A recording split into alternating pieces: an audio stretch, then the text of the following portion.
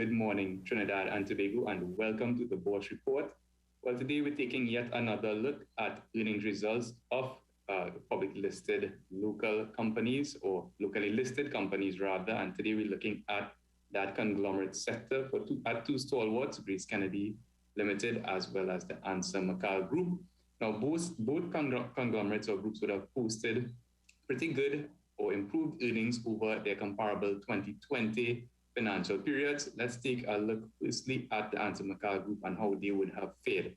Now, for that 9-month period ended September 2021, the Ansa McAL Group or McAL would have delivered diluted earnings per share of just around $1.65, which was a very commendable improvement of 43% from the $1.15 reported in the prior comparable period. Revenues were up, or actually down rather, 2.5% from 4.24 billion to 4.13 billion.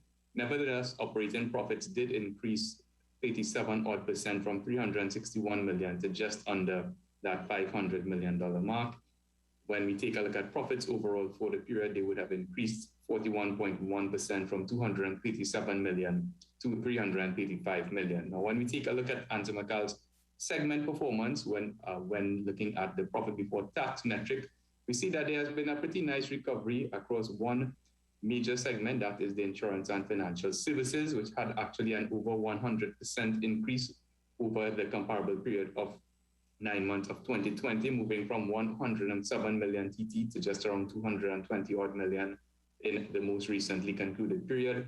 The automotive trading and distribution segment has gotten back up to roughly pre-pandemic levels, moving from 64 million to $91 million, which is pretty much in line or slightly better than that 9-month 2019 figure of $87 million recorded in that 9 months of 2019. Manufacturing, packaging, and brewing remained fairly constant at that $174 million level, pretty much in the same sort of value figure as that 9-month 2020 period of $173 million. And again, with many traditional entertainment and distribution channels closed for that 2021 period for significant or extended parts of 2021, no real surprises there. However, with the gradual reopening taking place, we would expect, or investors would expect, some degree of recovery in this particular segment in the coming fiscal year.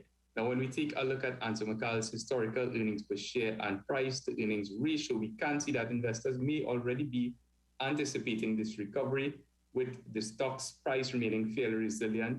And we can see here when we look at the earnings per share figure of $1.65 in that 9-month 2021 period compared to prior comparable periods, still on the path to recovery, albeit with some elevated valuations in the stock price. Traditionally trading at around 16 times price to earnings, now trading at around that 19 to 19.3 times price to earnings level. So at a price of $58, again, trading at that 19.6 times price to earnings multiple, Ansa McAL is trading above the sector average of 16.6 times, but does offer investors a relatively attractive dividend yield of 3.1% compared to the sector average of 2.4%.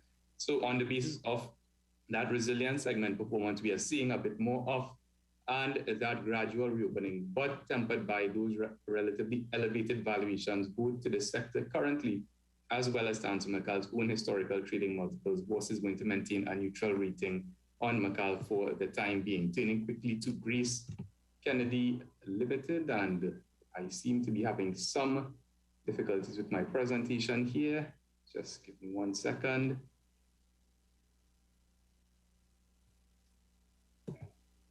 Right, great. Sorry about that. Turning quickly to Grace Kennedy Corporation or Grace Kennedy Limited.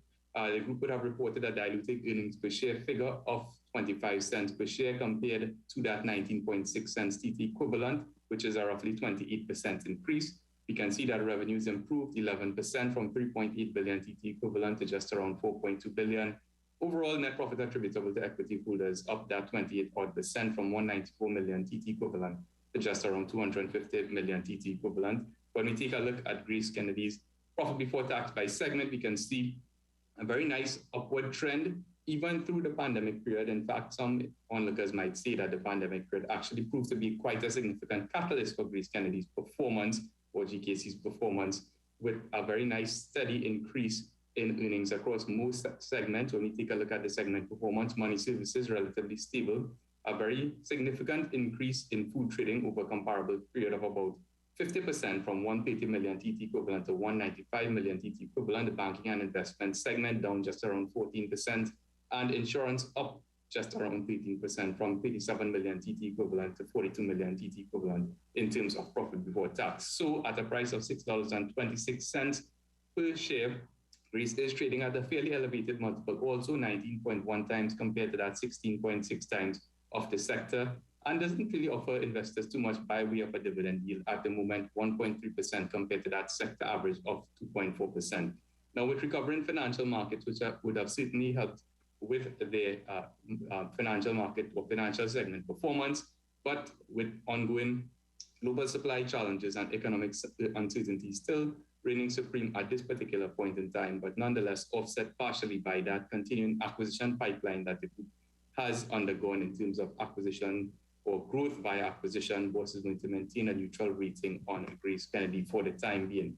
Well, that's it for this week's edition. For more information, you can give us a call at 226-8773 or to Bourse, email us at invest@boursefinancial.com, and check out our website for all of our free research at bourseinvestment.com. And of course, you can catch us in today's business section of the Bigger, Better Trinidad Guardian newspaper.